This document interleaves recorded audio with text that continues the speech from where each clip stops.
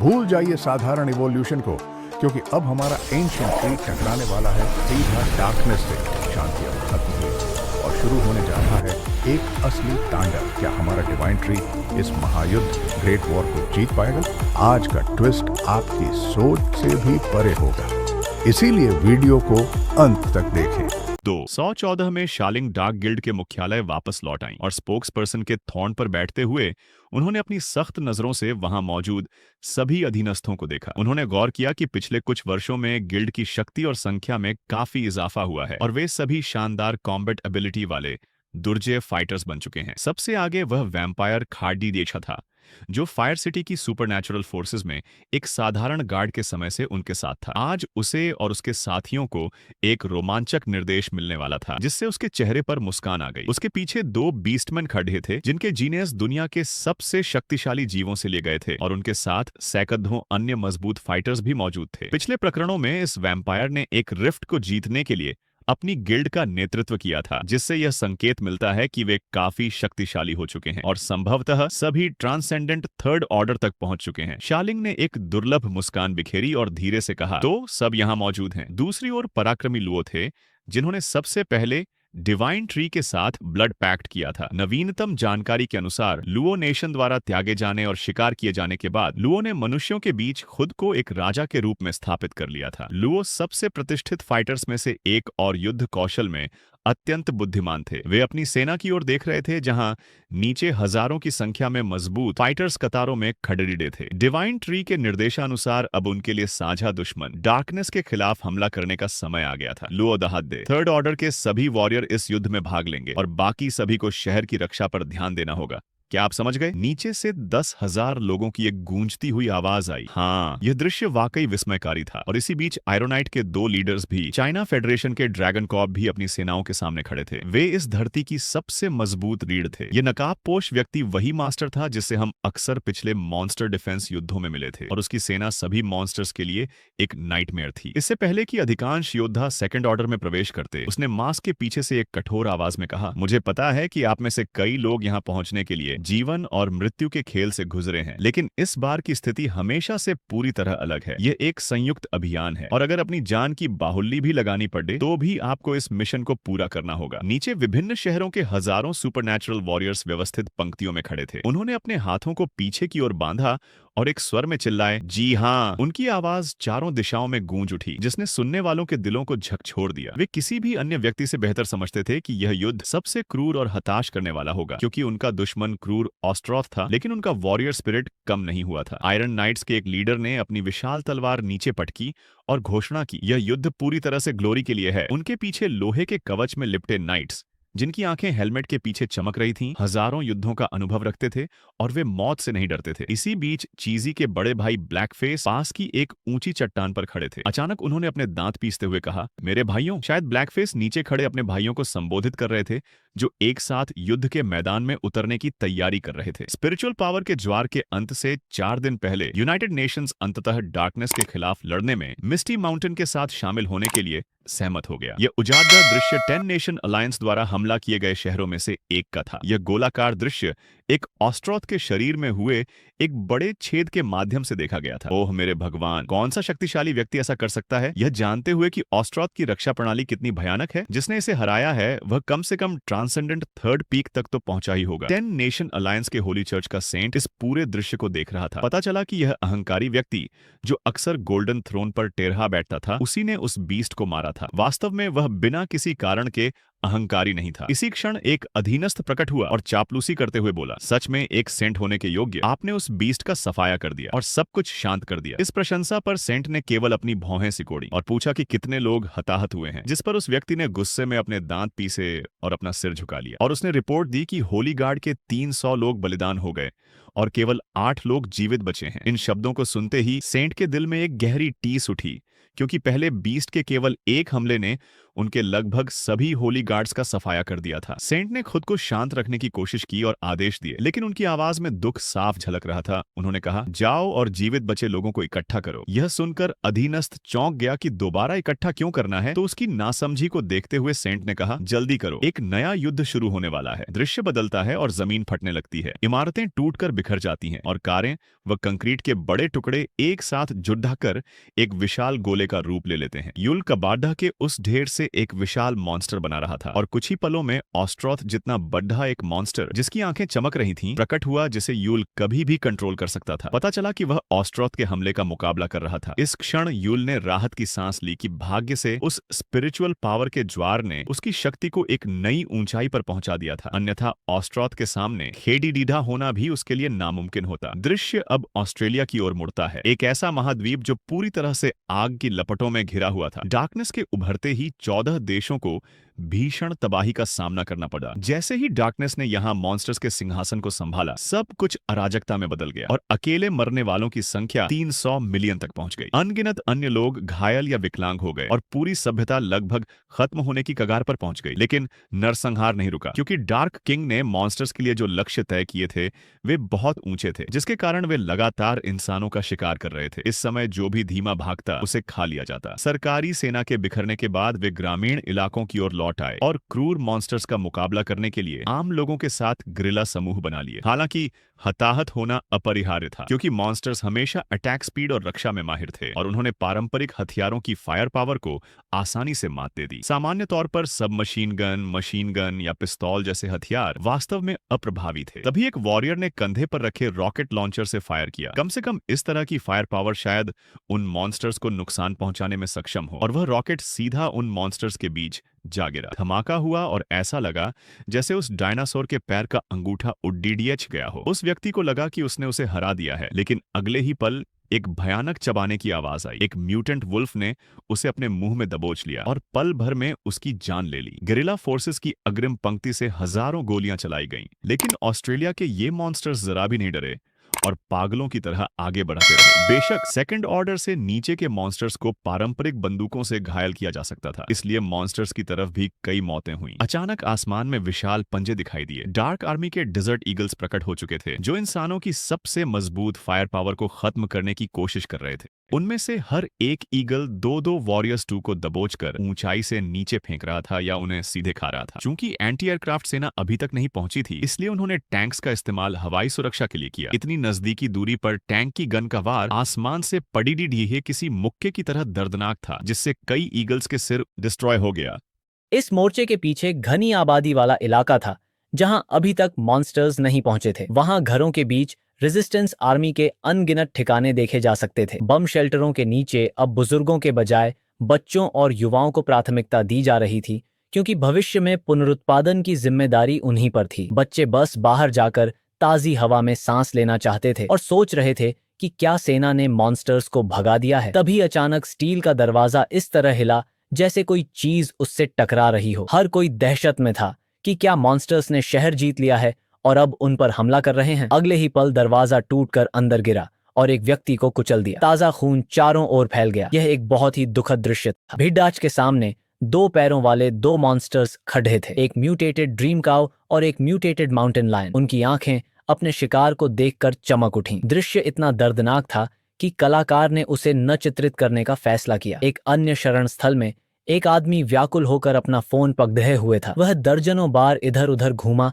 लेकिन सिग्नल बिल्कुल नहीं था। शायद जमीन पर मौजूद सभी सिग्नल टावर नष्ट हो चुके थे। खतरनाक बात यह थी कि भोजन का भंडार खत्म होने वाला था और उन्हें कहीं और जाने की योजना बनानी थी। इस बीच आसपास के सभी लोग थके हुए थे। उन्हें बद्धी आग या मलबे से बाहर निकाला गया था और उनकी जीवन शक्ति खत्म हो चुकी थी। जल्दी निकलने वाला एक युवक अपने दांत पीसते हुए शिकायत कर रहा था कि सरकार बेकार है। तभी सिग्नल वापस आया और 2 युवाओं ने फोन खोला तो उनके चेहरे पर खौफ छा गया। समाचारों में घोषणा की गई थी कि एक देश को मॉन्स्टर्स ने पूरी तरह से मिटा दिया है। अब पूरे ऑस्ट्रेलिया में केवल 13 देश बचे थे और डार्कनेस के पुनर्जन्म को अभी केवल 5 दिन ही हुए थे। जासूसी हेलीकॉप्टर अभी भी युद्ध क्षेत्र के कीमती फुटेज रिकॉर्ड करने के लिए अपनी जान जोखिम में डाल रहे थे। समाचार अभी भी गूंज रहे थे कि मानव सैन्य बल न तो बचाव कर पा रहे हैं और न ही जवाबी हमला या बचाव कार्य। इसलिए सरकार लोगों से आत्मरक्षा करने और भोजन जमा करने का आह्वान करती रही। इन अर्थहीन शब्दों ने लोगों को निराशा में डाल दिया। बिना किसी सुरक्षा के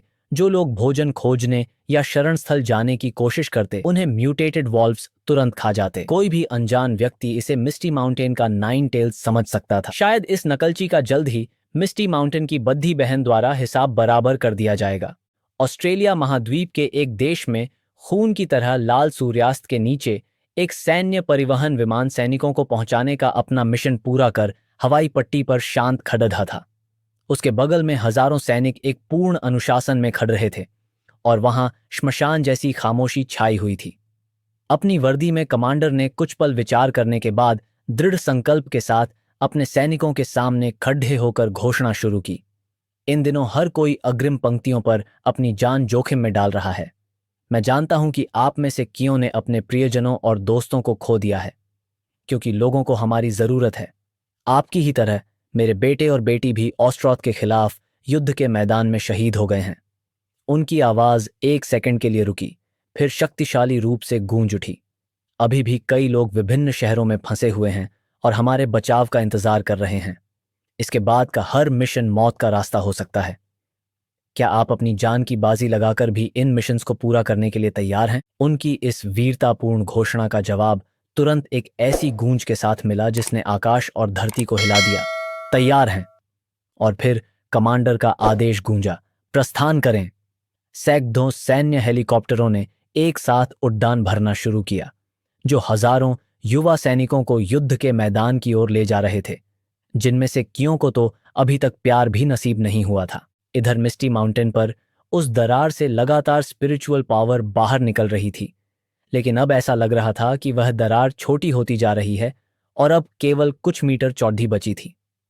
डिवाइन ट्री ने अपनी आंखें खोलीं और फिर तुरंत सिकोड़कर उस दरार का अवलोकन किया। डिवाइन ट्री को आभास हो गया कि दरार के सिकोड़ने की गति को देखते हुए स्पिरिचुअल पावर का यह ज्वार जल्द ही समाप्त होने वाला है और शायद अब केवल एक दिन ही बचा है। इस प्रकार युद्ध बहुत करीब था। यह सोचते हुए डिवाइन ट्री ने अपनी जडर्जियों को उठाना शुरू किया और कार्रवाई के लिए तैयार हो गए। इसी बीच ऑस्ट्रेलियन कोर के बीस्ट्स द्वारा हमला किए गए एक देश में इन म्यूटेटेड राइनोसेरोसिस ने एक शेल्टर पर हमला करना शुरू कर दिया। यह राइनोसेरोस प्रजाति स्वभाव से शांत होती थी, लेकिन डार्क किंग के आदेश पर ऑस्ट्रेलियन कोर में शामिल होने के बाद वे मारने के लिए तैयार थे। शेल्टर के अंदर मौजूद लोगों ने सर्वेलेंस कैमरों के जरिए इन बीस्ट्स को देखा। वे जानते थे कि ये बीस्ट्स उनकी गंध का पीछा करते हुए यहां तक पहुंच गए हैं, लेकिन फिर भी उन्हें उस बेहद मोटी स्टील की दीवार और दरवाजे पर भरोसा था। उन्हें लगा कि अगर दरवाजा मजबूत रहा तो वे सुरक्षित रहेंगे। उस पल सभी लोग बेहद तनाव में थे और पसीने से तरबतर थे। किसी ने भी आवाज करने की हिम्मत नहीं की ताकि बीस्ट्स उनकी ओर आकर्षित ना हों। अचानक एक लाल आंखों वाले राइनोसेरस ने हवा को सूंघा और कुछ महसूस करते हुए अपना नुकीला थूथन सीधे स्टील की दीवार की ओर कर दिया। अंदर मौजूद लोग दहशत में आ गए। वे और करीब आ रहे थे। फिर भारी टक्कर की आवाजें गूंजने लगीं। हर टक्कर ने दरवाजे को हिंसक रूप से झकझोर दिया। कुछ ही प्रहारों के बाद उसमें दरारें पड़ने लगीं। क्या वह राइनो के चार्ज से पैदा होने वाले दर्जनों टन के बल को झेल पाएगा? अंदर एक दाढ़ी वाले बुजुर्ग ने अपनी बेटी को बाहों में थाम रखा था और उनकी गुस्से भरी आंखें दरवाजे को घूर रही थीं। डरी हुई छोटी बच्ची अपने पिता से लिपटकर लगातार बाबा पुकार रही थी। तभी अपने साथियों द्वारा उकसाए जाने पर एक राइनो ने पूरी ताकत से दरवाजे पर खुद को दे मारा, जिससे टूटने की एक जोरदार आवाज आई। लोग तुरंत घुटने मोड़ धकर भागने लगे। उनकी सजगता वास्तव में पेशेवर थी। इस लाल बालों वाले आदमी के पास अनुभव था। उसने चिल्लाकर सबको उस दरवाजे से दूर हटने और मौके का फायदा उठाकर दूसरे दरवाजे से बाहर निकलने को कहा। जैसा कि अंदेशा था, अगले ही पल म्यूटेटेड राइनोस सामने आ गए। वे अपनी लाल खूनी आंखों के साथ भयानक तरीके से दहाड़ रहे थे। उन्हें देखने वाले पहले कुछ लोग तो डर के मारे सुध-बुध खो बैठे और कुछ बदकिस्मत लोग सीधे उनके पैरों तले कुचलकर मर गए। उन्होंने अपना नरसंहार शुरू कर दिया। अपने बड़े मुंह खोलकर आसपास के किसी भी इंसान को काटना शुरू किया। चूंकि भीड़भाड़ बहुत ज्यादा थी, कुछ लोग समय पर पीछे नहीं हट पाए और वे लोग उन राइनो मॉन्स्टर्स के लिए केवल शिकार बनकर रह गए। जैसे जैसे वे अंदर हमला कर रहे थे, उन राइनोस की दहाड़ और भी तेज और शोर भरी होती जा रही थी। वह बुजुर्ग व्यक्ति अपनी बेटी को गोद में उठाकर भीड़ के साथ भागा। दरअसल यह पिता हमेशा सतर्क रहता था और किसी भी हलचल पर अपने बच्चे के साथ भागने के लिए तैयार था, इसलिए वह लोगों के पहले समूह के साथ निकलने में कामयाब रहा। भागती हुई भीड़ चीख रही थी और हर चेहरे पर खौफ साफ झलक रहा था। यह वास्तव में जीवन बचाने के लिए एक हताश दौड़ थी। दाढ़ी वाले उस बुजुर्ग का चेहरा अब भी उदास था और आंखें खून की तरह लाल थीं, लेकिन वह बिना एक शब्द भी शिकायत किए अपनी बेटी को लेकर दौड़ता रहा।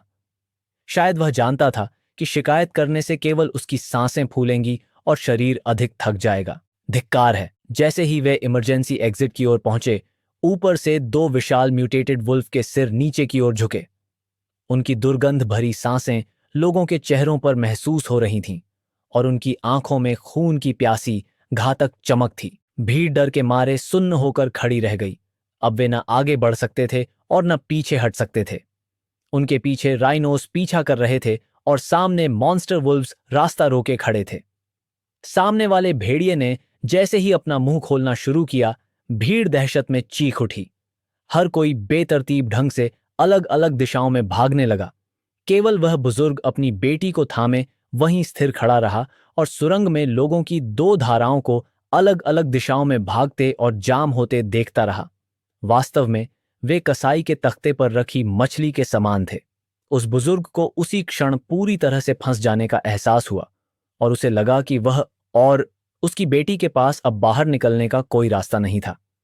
उसे खुद के मरने का गम नहीं था, लेकिन उसकी बेटी का पूरा भविष्य अभी बाकी था।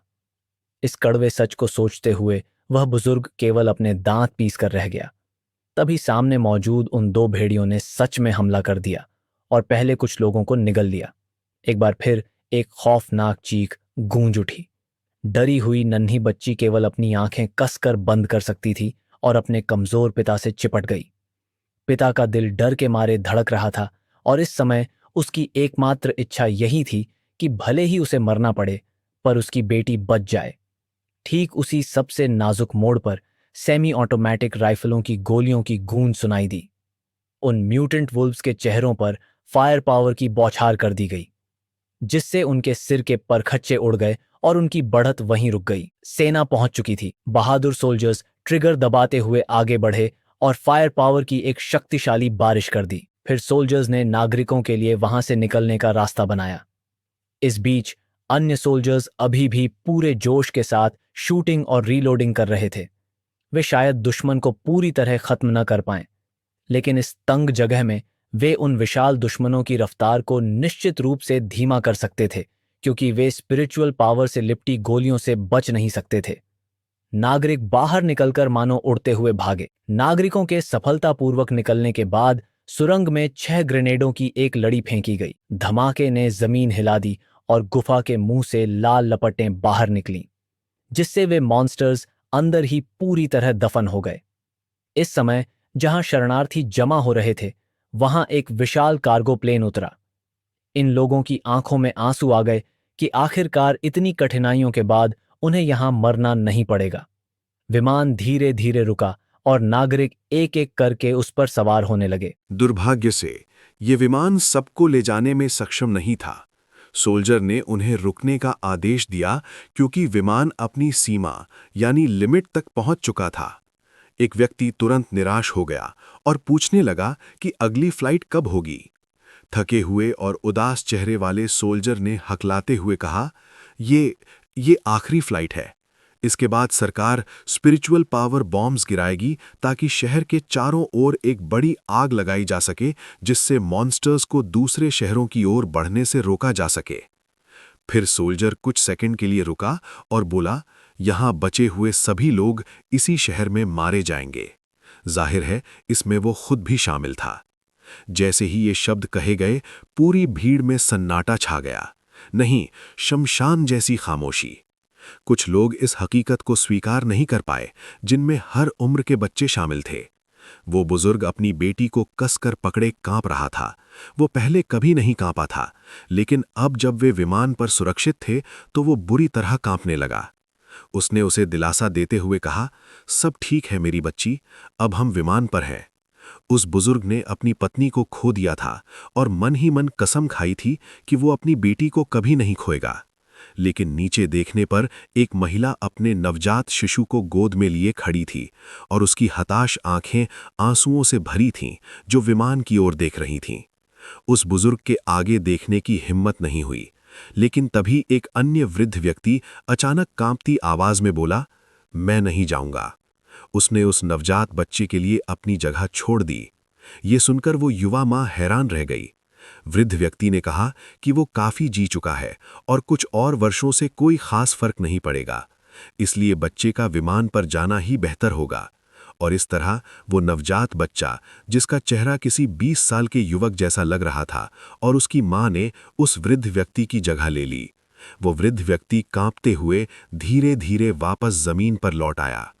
क्या कलाकार कृपया बच्चे के चेहरे को थोड़ा और नवजात शिशुओं जैसा बना सकते हैं? बचाव विमान रेस्क्यू प्लेन अपनी उड़ान भरने की अंतिम तैयारियों को पूरा कर रहा था। ऊपर और नीचे मौजूद लोग अभी भी एक दूसरे को देख रहे थे। मुझे लगा था कि वहां भगदड़ मचेगी, लेकिन ऐसा कुछ नहीं हुआ। वे जितने शांत होते गए, सन्नाटा उतना ही गहराता गया। जब उस वृद्ध व्यक्ति ने मां और बच्चे के लिए अपनी सीट छोड़ी, तो दो युवाओं ने भी अपने दांत पीसे और बच्चों के लिए अपनी सीटें छोड़कर वहीं रुकने का फैसला किया। फिर दर्जनों और लोगों ने रुकने का निर्णय लिया। ऐसा इसलिए नहीं था कि वे जीना नहीं चाहते थे, हर कोई जीना चाहता था, लेकिन वृद्ध व्यक्ति द्वारा बोया गया भलाई का एक छोटा सा बीज लोगों के दिलों में एक सुंदर जंगल की तरह पनप गया था, जहां महान बलिदान शानदार ढंग से खिल रहे थे। ये सब देखकर एक लड़का अपनी सीट छोड़ने वालों के लिए चिंतित हो गया। उसने नम आंखों के साथ हकलाते हुए पूछा, लेकिन क्या आप लोग? जिस व्यक्ति ने अभी अपनी सीट छोड़ी थी वह चिल्लाया, देर करना बंद करो, जल्दी ऊपर जाओ, वरना मुझे पछतावा होने लगेगा। इसी पल वे बड़े मुंह वाले मॉन्स्टर्स दहाड़ने लगे और तेजी से इधर आने लगे। वे पहले बेसमेंट की आग में फंसने के कारण गुस्से में थे और बड़ी मुश्किल से बाहर निकल पाए थे। एक तरफ सोल्जर्स ने मॉन्स्टर्स को रोकने के लिए उन पर गोलियां चलाना शुरू कर दिया, तो दूसरी तरफ उन्होंने विमान को जल्दी उड़ान भरने के लिए कहा, क्योंकि वे दुश्मन को ज्यादा देर तक नहीं रोक सकते थे। सिर पर चोट खाया हुआ एक लड़का पछतावे भरी नजरों से विमान को देख रहा था। ऐसा लग रहा था कि वह अकेला है। विदा होती भीड़ के सामने वह दाढ़ी वाला अंकल खड़ा था, जो उस लड़के को देख रहा था। वह समझ नहीं पा रहा था कि वह उस बच्चे से अपनी नजरें क्यों नहीं हटा पा रहा है। उसकी आंखों में पछतावा और गुस्सा था। अंकल उसे ऐसे घूर रहे थे जैसे उन आंखों में उन्हें खुद का ही कोई अक्स दिख रहा हो। अंकल समझ गए थे कि उनकी किस्मत का फैसला हो चुका है। उनके पूरे चेहरे पर पसीना आ रहा था। उन्होंने अपनी बेटी को नीचे उतारा और उनके पीड़ित चेहरे पर पसीने की बूंदें छलकने लगीं और अपनी बेटी शियामिन से कहा, अच्छे से बड़ी होना और अपना ख्याल रखना। वह छोटी बच्ची समझ गई थी कि उसके पिता उसे आखिरी विदाई दे रहे हैं। उसने न रोने की पूरी कोशिश की। उसके पिता ने झूठ बोलते हुए कहा, बेटा मैं तुम्हें बाद में लेने आऊंगा। उनकी आंखों से अनजाने में एक आंसू टपक गया, क्योंकि वे जानते थे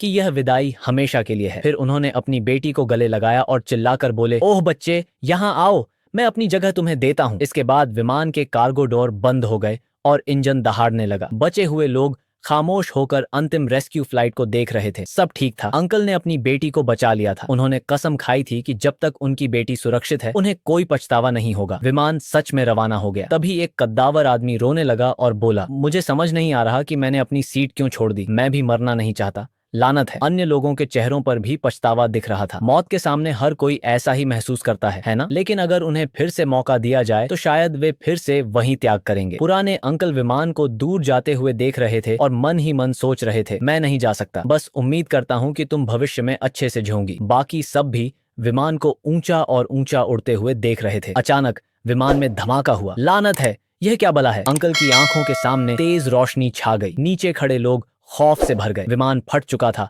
और पूरा आसमान धुएं और धूल से भर गया। उन्होंने आसमान में दो हरे टेंटिकल्स रेंगते हुए देखे। वही अपराधी थे जिन्होंने विमान को मार गिराया था। अंकल एकदम जड़वत खड़े रह गए। उनका चेहरा गहरे डिस्पेयर में डूब गया। उनकी एकमात्र सांत्वना उनकी आंखों के सामने नष्ट हो गई थी। अभी यहाँ के लोगों ने आह भरने का समय भी नहीं पाया था कि वे दूसरी तरफ से आने वाली दहाड़ों से सहम गए। इन मॉन्स्टर्स ने सुरक्षा कर रहे सभी सोल्जर्स का कत्लेआम कर दिया था और अब वे आखिरी बचे नागरिकों की ओर बढ़ने लगे। एक अधिकारी चिल्लाया, जल्दी भागो, जबकि बचे हुए सोल्जर्स पागलों की तरह गोलीबारी करते रहे। लेकिन ये दुश्मन बहुत हाई लेवल के थे। गोलियां उनका कुछ नहीं बिगाड़ पा रही थीं, यहां तक कि उन्हें खरोच भी नहीं आ रही थी। पर इन गोलियों ने उन्हें आग बबूला कर दिया। वे दहाड़ते हुए और तेजी से झपटे। अग्रिम पंक्ति के वॉरियर को एक मॉन्स्टर ने अपने पंजों से छेद कर तुरंत मार डाला। बचे हुए लोगों ने जीवन बचाने के लिए लंबी दौड़ की प्रतियोगिता फिर से शुरू कर दी। ये दुखद दृश्य बहुत परिचित है ना? कोई बात नहीं, वैसे भी उनके पास अब इसका अनुभव है। अचानक कोई भागा नहीं बल्कि एक नुकीला स्टील का सरिया उठाने गया। ये वही दाढ़ी वाले अंकल थे। वे एक मॉन्स्टर के ऊपर कूद गए और उस सरिये को नीचे घोंपने ही वाले थे। वे पागल हो चुके थे। उनका चेहरा बेहद उग्र हो गया था और उन्होंने ऊंची छलांग लगाई और वो भागते हुए मॉन्स्टर के ठीक सामने आ गया, जिससे वो मॉन्स्टर भी चौंक गया। वो स्टील का सरिया सीधे मॉन्स्टर की आंख में जा घुसा और ताज़ा खून बाहर निकल आया। अंकल उस सरिये को गहराई में धकेलते रहे और उनके मुंह से लगातार चीख निकल रही थी, मर जा, मर जा, मर जा। उनकी आंखों से आंसू बह रहे थे और दिमाग में केवल अपनी नन्ही बेटी की फूल जैसी खिली हुई मुस्कान की तस्वीर बची थी। इन बीस्ट्स को उनकी उस छोटी सी सांत्वना को छीनने का कोई हक नहीं था। अंकल फूट फूट कर रोए और चिल्लाए, मेरी बेटी मुझे वापस दे दो, मेरी बेटी वापस करो। लेकिन ठीक उसके बाद एक नुकीले पंजे का प्रहार हुआ और अंकल दूर जा गिरे। उनका सरिया भी टुकड़ों में टूट गया। इस वार के बाद अंकल का बचना नामुमकिन था। वे पीठ के बल जमीन पर गिरे। काफी ऊंचाई से गिरने के कारण उन्हें अंदरूनी चोटें आईं और उनके मुंह से खून का फव्वारा फूट पड़ा। अचानक जमीन लगातार कांपने लगी और तभी जमीन से एक ओस्त्रोथ ऊपर उठा। उसकी दो खून जैसी लाल आंखें चारों ओर देख रही थीं और अनगिनत हरे टेंटिकल्स किसी कीड़ों के झुंड की तरह रेंग रहे थे। पता चला कि यही वो था जिसने पहले विमान को मार गिराया था। इस समय सभी मॉन्स्टर्स स्वाभाविक रूप से अंकल के सामने खड़े हो गए थे। ऐसा लग रहा था कि अंकल यहां आखिरी जीवित व्यक्ति थे। शायद वे उनसे ये पूछना चाहते थे कि उन्होंने उनके मॉन्स्टर्स को चोट पहुंचाने की हिम्मत कैसे की, और अब वे बदला लेने के लिए उन्हें सबसे क्रूर तरीके से मारना चाहते थे। उसी समय आसमान से सरकार ने शहर के चारों ओर भारी फायर बॉम्ब्स गिराना शुरू कर दिया। वे पूरे शहर की नाकेबंदी करना चाहते थे ताकि मॉन्स्टर्स को दूसरे शहरों में फैलने से रोका जा सके। अंकल की पीठ के पीछे धमाके और आग की लपटें उठने लगीं और पूरा शहर उन झटकों से हिल गया। धधकती आग की घेरे ने पूरे शहर को घेर लिया था। अंकल पूरी तरह से गतिहीन पड़े थे, लेकिन वे अभी भी सचेत थे और जानते थे कि इस बार वे सच में यहां मारे जाएंगे।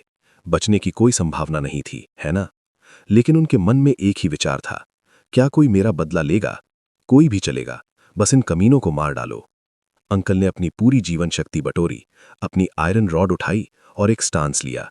वे अपना आखिरी गोल्फ स्विंग मारने वाले थे। उनके खड़े होने के तरीके से ही आप बता सकते थे कि वे कभी एक सफल बिजनेसमैन रहे होंगे। वो मॉन्स्टर पागलों की तरह झपटा ताकि उन्हें निगल सके। आखिर ये वही व्यक्ति था जिसने उसकी आंख फोड़ी थी। अंकल चिल्लाए, उनके मुंह से ताज़ा खून का फव्वारा फूटा, लेकिन उनकी चीख अभी भी बहुत उग्र थी, मर जा, मर जा, मर जा। तभी कार जितना बड़ा एक मुक्का तेजी से आया और सीधा मॉन्स्टर के चेहरे पर लगा, जिससे उसका जबड़ा अपनी जगह से खिसक गया और वो शांत हो गया। ये मत कहिए कि अंकल की शक्ति जाग गई थी। उस मॉन्स्टर को मुक्का मारकर दर्जनों मीटर दूर फेंक दिया गया था और वो दर्द से तड़पने लगा। बाकी बचे मॉन्स्टर्स हैरान थे कि इतना शक्तिशाली मुक्का किसने मारा। आप सभी ने अभी एक एंजल के सफेद पंखों को बहुत ही शालीनता से फैलते हुए देखा होगा। अंकल इस समय भी अपने स्टांस में स्थिर खड़े थे। अविश्वसनीय, व्हाइट टाइगर ने अपनी शक्ति दिखाने के लिए दहाड़ा। इस बार उसका टारगेट इस आपदा के पीछे का असली मॉन्स्टर ओस्त्रोथ था। ओस्त्रोथ जान गया था कि ये जीव उसे ही ढूंढने आया है। उसने भी व्हाइट टाइगर को चुनौती देते हुए एक गर्व भरी नजर डाली। व्हाइट टाइगर ने जोर से दहाड़ना शुरू किया और उसके पूरे शरीर से स्पिरिचुअल पावर का विस्फोट होने लगा। व्हाइट टाइगर उस मरे हुए मॉन्स्टर की लाश के सामने खड़ा हो गया। धिक्कार है, उम्मीद नहीं थी कि एक ही मुक्के में ये मॉन्स्टर मर जाए। बहुत शक्तिशाली मेरे भाई। व्हाइट टाइगर गर्व से भरा था। उसकी नीली आंखें चमक रही थीं और उसकी तीसरी आंख भी खुल चुकी थी। देखते हैं विकसित होने के बाद व्हाइट टाइगर कितना शक्तिशाली होगा। कल तक के लिए प्रतीक्षा करते हैं। हाय दोस्तों, आप सबका साथ पाकर दिल से थैंक यू। अगला एपिसोड मिस नहीं करना चाहते तो हमारी इस छोटी सी फैमिली का हिस्सा बनो। अभी सब्सक्राइब करो और बेल आइकन दबाओ। आपके लाइक्स और कमेंट्स मुझे और भी कमाल का कंटेंट बनाने के लिए सुपर मोटिवेट करते हैं। फिर मिलेंगे दोस्तों, bye bye. Everybody knows that I'm breaking down. Everybody knows I ain't faking now.